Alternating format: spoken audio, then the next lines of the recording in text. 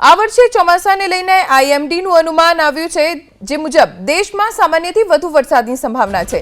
ચોમાસામાં અલ નીનોની કોઈ સંભાવના નથી। આ વર્ષે ચોમાસામાં 105% વરસાદ પડે તેવું ખાનગી હવામાન આઈએમડી તરફથી કહેવામાં આવ્યું છે। ભારતીય હવામાન વિભાગ તરફથી આગાહી વ્યક્ત કરવામાં આવી છે। આઈએમડી મુજબ ચોમાસામાં 105% વરસાદ વરસી શકે છે। ચોમાસામાં અલ નીનોની પણ કોઈ સંભાવના નથી। અરવલ્લી જિલ્લો, જ્યાં વાતાવરણમાં અચાનક પલટો આવ્યો। મોડાસા અને શામળાજી ગ્રામ્યમાં વાદળો ઘેરાયા છે। વાતાવરણમાં પલટાથી ખેડૂતોના જીવ તાળવે ચોંટી ગયા, કેમ કે વાદળો આકાશમાં છવાતા ખેડૂતોની ચિંતા વધી ગઈ છે।